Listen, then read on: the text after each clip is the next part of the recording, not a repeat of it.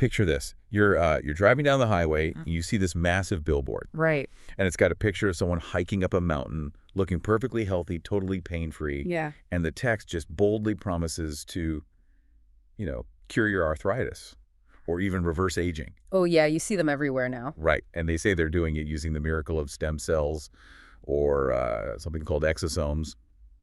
So you get curious, you do a quick search on your phone later, and you find out you are definitely not alone. Not even close. I mean, there has been a staggering 557% year-over-year surge in consumer interest for exosome therapies. Wow. Yeah, that's massive. It's huge. It sounds like an absolute miracle, right? Like a literal fountain of youth. Yet, if you look at the FDA and global regulatory bodies, they are flashing these massive, urgent warning signs. Yeah, we are looking at a really profound contradiction here. You have a market that is just exploding with enthusiasm. I mean, commercial clinics are popping up on every corner. Like coffee shops at this point. Exactly, and that is running completely parallel to a regulatory and scientific establishment that is practically screaming for everyone to hit the brakes. Okay, let's unpack this. Because our stack of sources today is incredibly diverse. We're pulling from FDA warning letters, international stem cell guidelines, clinical practice reviews, and there's this fascinating qualitative study on patient psychology published in the journal Frontiers. That study is really eye-opening. It is. And the core mission of this deep dive is really to figure out how ethical clinicians are supposed to manage this modern medical paradox. I mean, patients are flooding into their offices asking about off-label regenerative claims, right?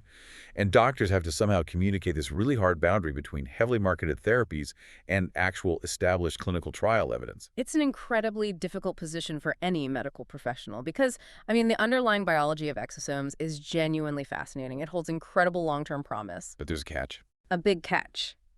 Navigating the gap between preclinical promise, what works in a petri dish or in a mouse model, and the commercial exploitation we are seeing right now, well, it requires serious critical thinking. Yeah, so before we can even look at how clinicians manage those really difficult patient conversations, we need to establish what exactly is being sold here. Like, why is it causing such a regulatory crisis? That's a good place to start. Because the word exosome is thrown around as this marketing buzzword, but the biology itself is a highly specific mechanism. So think of it this way. If the cells in your body are factories, producing whatever it is your body needs to function, exosomes are kind of like the shipping packages. Or the text messages sent between those factories. Exactly. Text message is a great analogy. They're these tiny vesicles, like 30 to 100 nanometers wide, and they contain proteins, lipids, and RNA.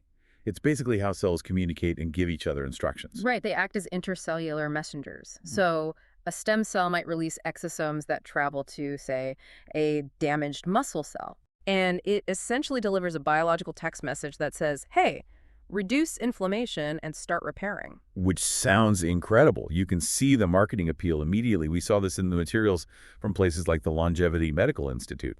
They tout exosomes as delivering these anti-inflammatory signals and precise healing directly to damaged tissue. And they charge a premium for it. Oh, absolutely.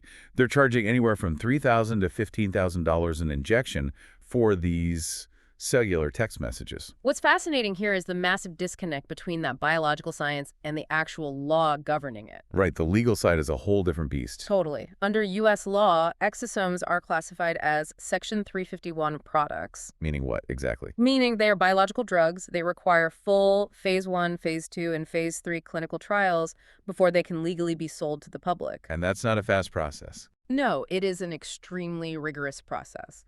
Phase, it just looks at basic safety in a tiny group. Phase 2 tries to establish an actual effective dose. And then Phase 3 tests it against the current standard of care in a massive population. So we're talking years. We're talking 8 to 12 years, typically. Yeah. And hundreds of millions of dollars to prove safety, efficacy, purity, and potency. But wait, I've seen clinics bypass this entirely. Like, they claim regulatory pathway that allows certain human cells to be used without full FDA approval. Right, the 361 pathway. The classic example there is a basic bone graft. Okay. But to qualify for that 3 and 61 pathway, the tissue has to meet very strict rules. Specifically, it has to be minimal manipulation and homologous use. It can't be heavily altered. And exosomes don't fit that. Not at all. Isolating exosomes does not fit the definition of minimal manipulation. To harvest them, you have to take cells, usually from fat or umbilical cord tissue, and culture them in a laboratory. Right, you're growing them. Yeah, you place them in plastic dishes, in this artificial nutrient broth, and you often have to stress those cells to get them to secrete exosomes in large enough quantities. Wow, okay. A cell sitting in a plastic dish in a lab is in a radically different environment than a cell sitting in human tissue. The stress signals change, the text messages it sends out change. That makes total sense. Yeah. The message changes based on the environment. Exactly, and the FDA has been explicitly clear about this. Culturing cells and extracting their exosomes fundamentally alters the biological product. So they are drugs, and they are not exempt from the clinical trial process. Okay, but I have to push back here on behalf of the listener. Mm. Because if you read the preclinical data in our sources, it is incredibly compelling. I mean, mice are healing, tissue in cell cultures is regenerating. It is impressive data, yes. Right. So if the science is demonstrating this kind of potential, these 12-year FDA delays start to look like, I don't know, bureaucratic gatekeeping. It feels like the government is just stopping people from getting a treatment that already exists. I hear that a lot. But the FDA isn't demanding these trials just to be slow. Bypassing standardization and safety testing leads to catastrophic results in the real world. Like what? Well, without standardized dosing or purity checks, a clinician has absolutely no idea what is actually in that syringe. Our sources cite a 2019 case in Nebraska where patients contracted severe sepsis from an unapproved exosome intervention. Oh my God, sepsis. But it's not just about bacterial contamination from a poorly regulated lab, right? No, the biology itself can turn against you. Because exosomes promote cellular growth, Oh. which is fantastic if you want to heal bad knee cartilage. But it becomes an absolute nightmare if there are undetected cancer cells in the patient's body. Exactly. The sources documented this terrifying case in Japan where a patient received a secret exosome injection at a famous beauty clinic. Yeah, the lung cancer case. Right. Shortly after the injection, an existing lung cancer rapidly enlarged. The growth signals from the unproven therapy essentially fed the malignancy. It told the cancer to grow. And there was another case published in the New England Journal of Medicine detailing a spinal cord glioproliferative lesion that was caused by stem cell tourism. Wow. A spinal cord lesion. Introducing these powerful biological signaling packages into the human body without knowing the proper dose or the exact contents or the long-term effects, it carries immense physiological risk. Which is why, as of 2026, there are exactly 0 FDA-approved exosome products for therapeutic use. That is 0. Wow. So if there are 0 approved products and people are suffering severe adverse events like sepsis and rapid tumor growth, you'd think these clinics would be completely empty. You would think so. But they're not. They are packed, which tells me the driving force here isn't the biology at all. It's what's happening in the patient's heads. You've hit the nail on the head. The decision-making process for someone seeking these therapies is rarely driven by clinical data. It is deeply emotional. It's usually rooted in the sheer desperation of chronic pain or degenerative disease. And that qualitative study from the journal Frontiers really highlighted this. The researchers conducted in-depth interviews with dozens of patients dealing with chronic illnesses. It's a fantastic paper. It really is. They mapped out the psychology of patients considering these therapies and divided them into 2 main camps, low seekers and high seekers. Right. So low seekers had very little interest in unproven therapies, while high seekers were highly motivated to try them or had already paid thousands of dollars out of pocket for them. And the defining difference between these two groups wasn't their level of physical pain. It wasn't the severity of their disease either. Which is surprising, right? Very. The difference was entirely about their relationship with trust and medical authority. And those trust dynamics play out in some fascinating ways. There was this striking anecdote in the sources about a low seeker who went to an unproven clinic. He was seeking relief for peripheral neuropathy. The guy who got the price quote. Yes. The provider quoted him an astronomical price of $31,000. And when the patient hesitated, the provider and the recruiter left the room, came back a minute later, and immediately dropped the price to $21,000. Just slash 10 grand off the top. Exactly. They offered to, quote, just treat your hands and not your feet. It's basically treating medical care like a high-pressure sales tactic at a car dealership. Well, the patient actually used that exact analogy. He said it felt like selling Lamborghinis and Maseratis. It is so telling. For that low seeker, the financial bargaining instantly destroyed any illusion of medical legitimacy. He walked right out because he couldn't trust a doctor who negotiated healthcare protocols based on what his wallet could afford. But high seekers process these exact same interactions entirely differently. They often overlook the exorbitant cost. In fact, they view the high price tag as paying for a premium, cutting-edge service. Interesting. So the price makes it feel more exclusive. Yes. They are drawn to clinics that offer what the conventional medical system often lacks: time, empathy, and emotional support. The sources mentioned these unproven clinics often feature, like, spa-like environments, soothing music, personalized vitamin drips. They are selling an experience. Exactly. High seekers in the study reported that their conventional doctors often felt dismissive or rushed, or they lacked empathy when delivering bad news. They felt abandoned by standard medicine. Which is a terrible feeling. It is. So when a provider at an unproven clinic sits with them for a full hour, listens to their fears, and offers hope, even if it's unproven hope, it builds an incredibly strong bond of trust. The study also documented a profound mistrust of conventional medical institutions among high seekers. And it goes way beyond just having a doctor with a bad bedside manner, right? Mhm. The researchers impartially documented that many high seekers actually hold conspiratorial views about the medical establishment. They do. They reported this belief that the FDA and major pharmaceutical companies actively collude to suppress stem cell and exosome cures. In their worldview, those regulatory delays we talked about aren't about safety. They were about protecting corporate profits from ongoing treatments that just, manage symptoms. Right. And if a patient genuinely believes the FDA is intentionally hiding a cure to protect pharmaceutical profits, handing them an FDA warning letter isn't going to scare them away from a clinic. It backfires. Exactly. It acts as validation. The logic becomes, well, the government is trying to shut this clinic down, therefore the clinic must possess the real cure. It is an absolute psychological minefield for an ethical clinician to navigate. We also have to look at the influence of the patient's inner circle, too, because the sources show that both high seekers and low seekers rely really heavily on their friends and family to make these decisions. The research highlights a very specific behavioral pattern here called protective buffering. Protective buffering. Yes.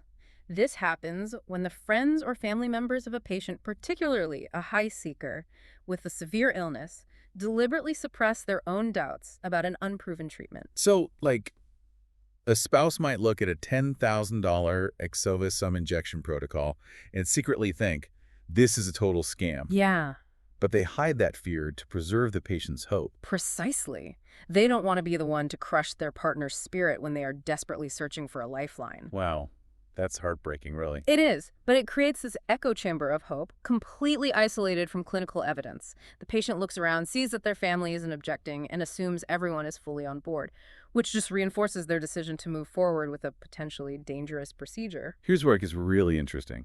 Knowing all of this, understanding this massive psychological divide where one patient wants hard evidence and the other is desperate for hope and actively distrusts the medical establishment, how does an ethical clinician actually manage a consultation? That's the real challenge on the ground. Because when a patient comes in asking about the billboard they saw on the highway, a doctor can't just throw a giant FDA manual at them. No, the primary goal for the clinician is to maintain the therapeutic relationship.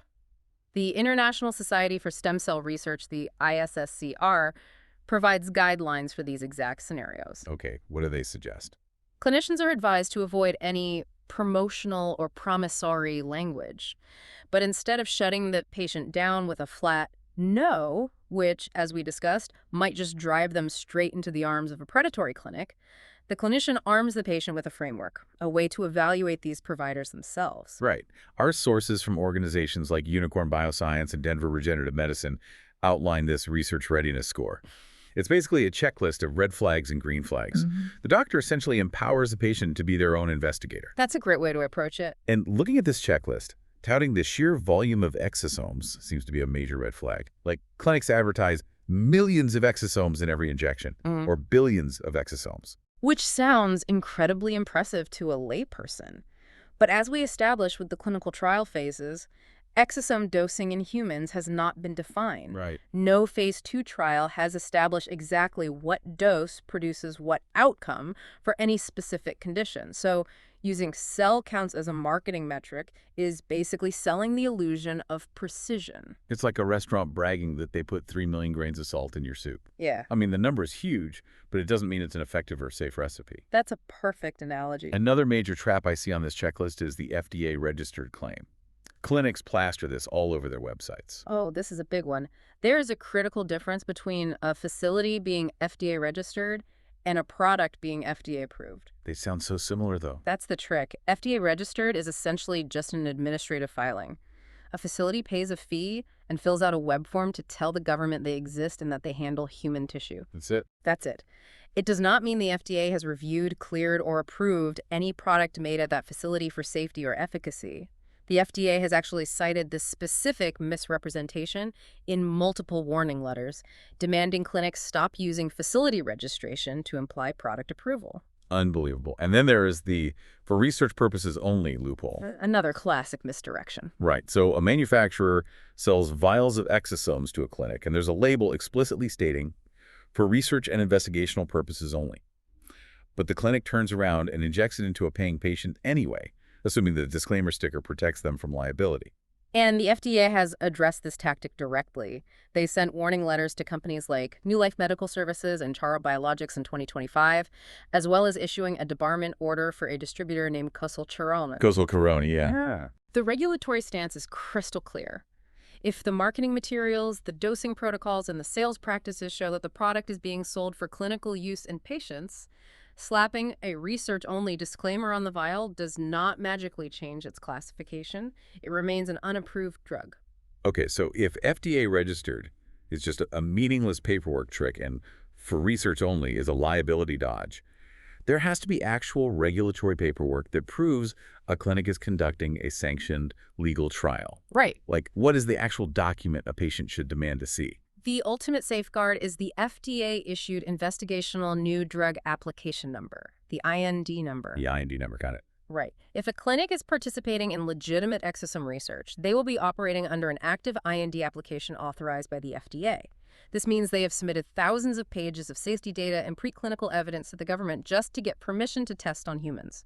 They will easily be able to provide that number. And they will also have an institutional review board, or IRB, consent form, right? Yes, exactly. That document clearly outlines the experimental nature of the treatment, the known risks, and the fact that it is part of a formal trial.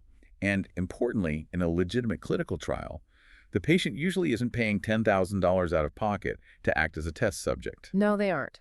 If a patient asks for an IND number and the clinic dodges the question, or, claims the FDA simply doesn't understand their advanced proprietary science, the patient knows to walk away. The clinicians in our sources offer one final piece of overarching advice to their patients, too. True medical breakthroughs are highly specific. They target specific cellular pathways. So, if a clinic claims their exosome injection cures everything from wrinkles and joint pain to multiple sclerosis, it likely cures nothing. It is basically the modern cellular equivalent of a 19th century tonic claiming to cure all ailments. So what does this all mean? Let's bring it all together for you.